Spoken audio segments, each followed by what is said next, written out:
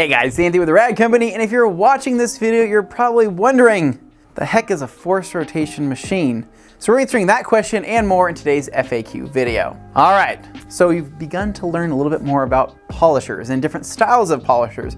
Everything from rotary to dual action to, that's pretty much it. And then forced rotation, right? So what's up with forced rotation machines? Do you know somebody that actually uses one of these?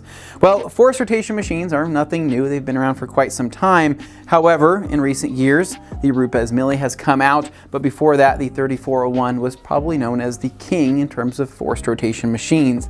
Now, it's all in the name. You don't overthink this. Forced rotation means exactly what it means. It means it is a forced rotation that is never stalling, that is basically never stopping. So similar to a rotary is always going to be spinning, right? Forced rotation, it's gear driven, meaning that that is never going to slow down unless you let off that trigger. Whereas on a dual action, right, or random orbital, you're going to have a potential for pad stall or that pad slowing down depending on the angle in which that pad is sitting. So the forced rotation just keeps it going, baby. It just keeps it going in one particular direction. So in this case, the Rupes Mille rotates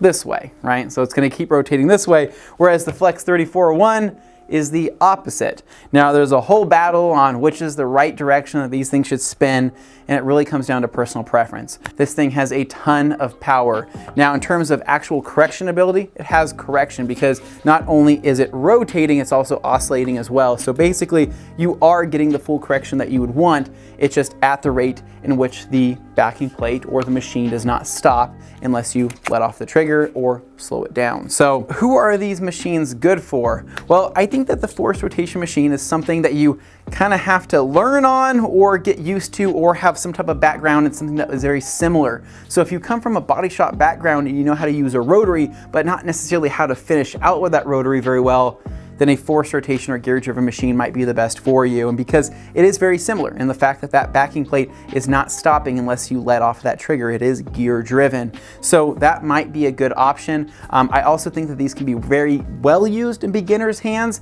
if they were trained on these from the start.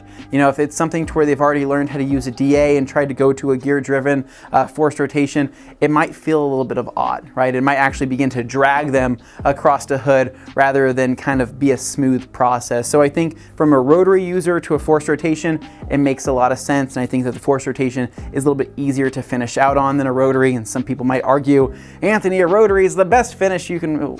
Guys, it's all personal preference. Whatever you want to use, I think forced rotation is still fantastic. So a couple different options here, whether it's the Mille or the 3401, try them out. See if you like them. I'm not saying go out and buy them because it's something that you have to really see if you like, and you need to try before you buy. So as always, guys, hopefully this information has been helpful on learning a little bit more about forced rotation machines. And if you want to learn more about them, make sure to leave a comment below, and that way we can get some industry professionals to come out and really lay down some serious knowledge. So as always, if you guys like this video, make sure to give us a big thumbs up, subscribe down below for more, and stay tuned for more videos right here on the Rad Company FAQ channel.